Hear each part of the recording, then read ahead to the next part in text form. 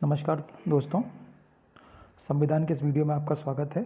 मैं हूं आपका दोस्त शंकर पचौरी और हम चर्चा कर रहे थे संविधान की विकास गाथा या संविधान की ऐतिहासिक पृष्ठभूमि। इसी क्रम में क्या है, मैं 5वां लेक्चर लेके आया हूं L5।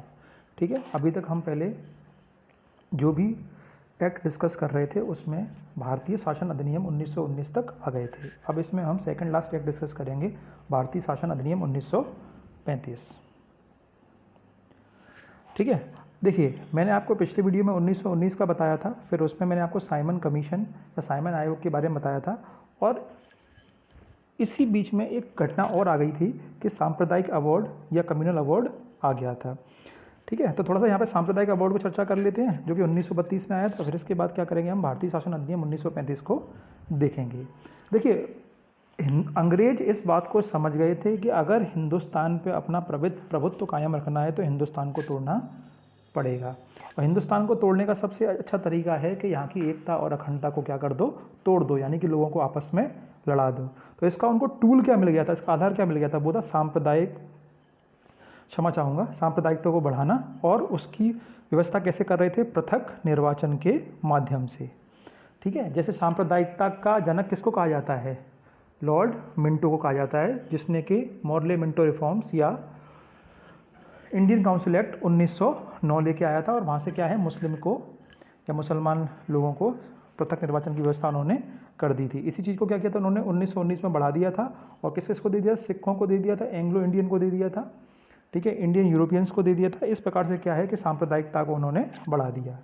तो इसी क्रम में उन्होंने क्या किया, उस चीज़ को और आगे बढ़ाने के लिए वो क्या लेके आ गए, सांप्रदायिक अवार्ड या कम्युनल अवार्ड 1932 के अंदर लेके आ गए। और अगर ये आ जाता तो पूरे देश की एकता और अखंडता खत्म हो जाती।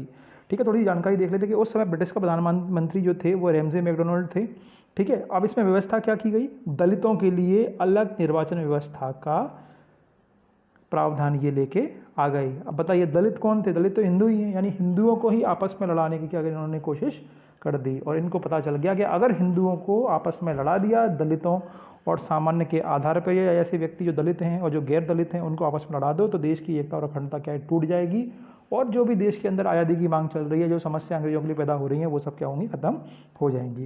लेकिन इस चीज़ से क्या गांधी जी बहुत व्यथित हो गए थे, और गांधी जी ने इसके लिए क्या कर दिया था, पूना की यरवदा जेल में अनशन प्रारंभ कर दिया था। ठीक है, और परिणाम ये निकला कि इसमें पूरा पूना समझौता हुआ कांग्रेस के बीच में और दलित नेताओं के बीच में। ठीक है, यानी कि कांग्रेस के नेता जो थे वो मेनली गांधी जी थे, और दलित नेता जो थे वो अम्बेडकर साहब थे। और इसका परिणाम ये निकला कि ठीक है भैया, पृथक से क्या है, निर्वाचन व्यवस्था नहीं रहेगी, संयुक्त हिंदू निर्वाचन व्यवस्था रहेगी।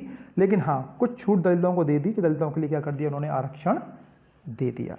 ठीक है, अगर आप सोचिए कि आज हमारे देश में ये व्यवस्था आ जाती तो क्या हाल होता है, पूरा देश टूट जाता और एकता और अखंडता नहीं रहती। ठीक है, चलिए अगला देखते हैं हम, जो कि हमारा मेन टॉपिक है, भारत शासन अधिनियम 1935। ठीक है, तो 1935 में आया था ये। इसकी विस्तृत दस्तावेज था, काफ़ी बड़ा दस्तावेज था, जैसे आज का हमारा कॉन्स्टिट्यूशन है उसी का मिनी रूप ले लो। इसके अंदर 321 धाराएं या अनुच्छेद थे, 321 आर्टिकल्स थे, और 10 अनुसूचियाँ या शेड्यूल्स थे। ठीक है, अब देखिए इसके बनवाई में प्रावधान देखते हैं, तो प्रावधान क्या क्या है। तो इसने बात की अखिल भारतीय संघ की स्थापना की बात कर ली कि क्या करेंगे, ये एक ऑल इंडिया फेडरेशन बनाएंगे, जिसके तहत 11 जो ब्रिटिश प्रांत थे जिन पर सीधा सीधा क्या ब्रिटिश की गवर्नमेंट की हुकूमत चलती थी, वो वाले चीफ कमिश्नर के क्षेत्र थोड़ा छोटे होते थे, लेकिन ब्रिटिश के डायरेक्टली कब्जे में ही थे, और देसी रियासतें, ठीक है, जैसे हमारे रजवाड़े, इन सबको मिलकर क्या है, एक अखिल भारतीय संघ की स्थापना की जाएगी। ठीक है, अब इसमें एक उन्होंने क्लॉज और डाल दिया था कि ठीक है भैया, जितने भी प्रांत हैं, प्रांत कौन से हैं, जो ब्रिटिश वाले हैं, वो तो इसमें जुड़ेंगे ही, अनिवार्य है प्रांतों के लिए, लेकिन रियासतों को छूट दे दी। ठीक है, आपको आना है आइए, आप नहीं आना चाहते तो आप अपने अलग से रह सकते हैं। ठीक है जी, अब इसका परिणाम क्या हो कि संघ अस्तित्व में ही नहीं आया। क्यों नहीं आया, क्योंकि रियासतों ने क्या कर दिया, इससे इनकार कर दिया। और स्वाभाविक सी बात है कि भाई कोई राजा है, उसकी अपनी सल्तनत है, ठीक है, या रियासत है, और वहाँ से उसको बहुत सारे लाभ मिलते हैं, और अगर इसमें फेडरेशन में या संघ में शामिल हो जाएगा तो इन रियासतों के क्या हैं, जो भी अधिकार हैं, जो भी लाभ हैं, वो क्या हैं, समाप्त हो जाएंगे। ठीक है, ये प्रीलिम्स के लिए इंपॉर्टेंट क्वेश्चन बनता है कि अखिल भारतीय संघ की स्थापना का प्रावधान कौन से एक्ट से आया था, तो वो आया था हमारा गवर्नमेंट ऑफ इंडिया एक्ट 1935 से।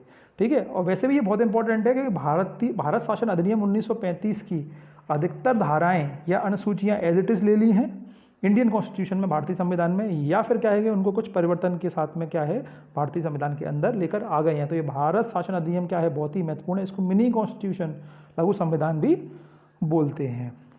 ठीक है, चलिए अब दूसरी बात करते हैं। दूसरा प्रावधान क्या कर दिया, केंद्र और प्रांत के बीच में इन्होंने क्या है 3 सूचियां बना दी हैं। ये बात इन्होंने क्या थी, पहले भी की थी, और उसमें प्रावधान ये था कि केंद्रीय विषय सूची पे केंद्रीय विधान परिषद ही क्या है कानून बनाएगी, और प्रांतीय विषय सूची पे क्या है प्रांतीय विधान परिषद भी कानून बनाएगी। लेकिन और उसको स्पेसिफाई कर दिया, थोड़ा सा एग्जैक्ट कर दिया, सटीकता लेके आ गए, संघीय सूची लेके आ गए, राज्य सूची लेके आ गए, और समवर्ती सूची लेके आ गए। आज भी हम पढ़ते हैं, ठीक है ना। तो संघीय सूची के अंदर क्या थे, 59 विषय थे, 59, जैसे कुछ थे हमारे विदेशी कार्य या सेना, ठीक है, ये इसको उदाहरण है। राज्य सूची में 54 थे, जैसे पुलिस है और शिक्षा है, आज भी ये चीज़ें हैं, ठीक है। और समवर्ती सूची कंक्यूरेंट लिस्ट में थे 36 विषय है, ठीक है, जिसपे क्या है कि ये दोनों संघ और राज्य का है अधिकार बना सकते थे। परंतु अवशिष्ट जो शक्तियां थीं वो किसके पास थी, वायसराय के पास में दे दी थी। आज भी हम देखते हैं जैसे हमारी यूनियन लिस्ट है संघीय सूची, तो इसमें क्या है विदेशी कार्य यानी फॉरेन अफेयर्स, इसका सब्जेक्ट है, स्टेट सेंटर का है।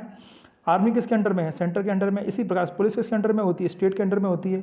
तो आज भी क्या है हमारे संविधान के अंदर पुलिस राज्य सूची का क्या है विषय है, शिक्षा भी क्या है राज्य सूची का विषय है।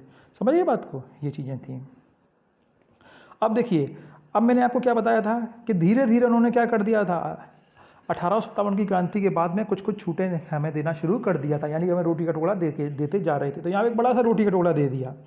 देखिए 1909 के एक्ट में वो क्या लेके आ गए, द्वैत शासन लेके आ गए थे। द्वैत शासन में क्या था, एक हमारे हस्तांतरित विषय थे और आरक्षित विषय थे, ठीक है। हस्तांतरित कौन से विषय थे, जो कि गवर्नर बनाएगा, लेकिन मंत्रिमंडल जो कि विधान परिषद के प्रति उत्तरदायी है उसकी सलाह पर। और ये कौन सा बनाएगा, गवर्नर अपनी कार्यकारिणी की सलाह पे। समझ गए आप बात को। अब क्या कर दिया कि इस चीज़ में भी छूट दे दी, यानी कि जो आरक्षित विषय थे इनको क्या कर दिया, खत्म कर दिया। यानी सारे के सारे विषय कौन से, चाहे वो हमारे हस्तांतरित हों चाहे हमारे क्या हों आरक्षित हों, सबके सब किसको दे दिए, वो दे दिए गवर्नर के राज्य विधान परिषद के प्रति उत्तरदायी मंत्रियों को, ठीक है। तो वही चीज़ हम यहाँ पे देखते हैं। यहाँ पे क्या आया था, यहाँ पे ये आया था कि प्रांतों में द्वैत शासन का अंत कर दिया था। प्रांतों को क्या कर दिया, स्वतंत्र एवं स्वशासित संवैधानिक अधिकार, यानी कि संविधान के अधिकार पर ही क्या, संवैधानिक आधार पर ही क्या होगा, राज्य अपना काम करेंगे, ठीक है। स्वशासित भी रहेंगे और स्वतंत्र भी रहेंगे, ठीक है। अब देखिए इसमें क्या किया, वही बात मैं आपको पहले बता चुका हूँ कि राज्यों में क्या आ गई, इससे उत्तरदायी सरकार आ गई। अर्थात गवर्नर जो पहले कानून बनाएगा, राज्य विधान परिषद के प्रति उत्तरदायी मंत्रियों की सलाह पे ही क्या करेगा, ये काम करेगा। समझिए बात को, चाहे कानून बनाए चाहे कोई भी काम करे, वो सिर्फ विधान परिषद के प्रति उत्तरदायी मंत्रियों की सलाह पे क्या करेगा, गवर्नर काम करेगा। तो ये अच्छी बात थी कि ठीक है पूरी की पूरी पावर क्या है भारतीयों के हाथ में आ गई थी, लेकिन सफल नहीं हुआ। 1937 में शुरू हुआ था, 1937 में, और 1939 में समाप्त हो गया था, क्योंकि भारत क्या है अंग्रेजों का भारी विरोध कर रहे थे और वो किसी भी छूट के खिलाफ थे, और भारतीय यह चाहते थे कि हमें क्या है पूर्ण रूप से आज़ादी मिल जाए। ठीक है साथियों, अगला पॉइंट देखते हैं।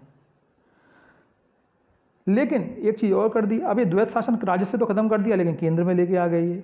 अब केंद्र में क्या कर दिया, जितने भी हमारे संघीय विषय थे उनको दो प्रकार से तोड़ दिया, एक स्थानांतरित और एक आरक्षित थे, यानी ट्रांसफर्ड और रिजर्व। लेकिन ये प्रावधान भी क्या है लागू हो ही नहीं पाया। लागू इसलिए नहीं हुआ कि 1939 में क्या था, सेकेंड वर्ल्ड वॉर शुरू हो गया था, और तब से ही क्या है भारतीयों ने अंग्रेजों का विरोध और ज़्यादा बढ़ा दिया। उनको समझ में आ गया कि यही समय है अंग्रेजों से जीतने का।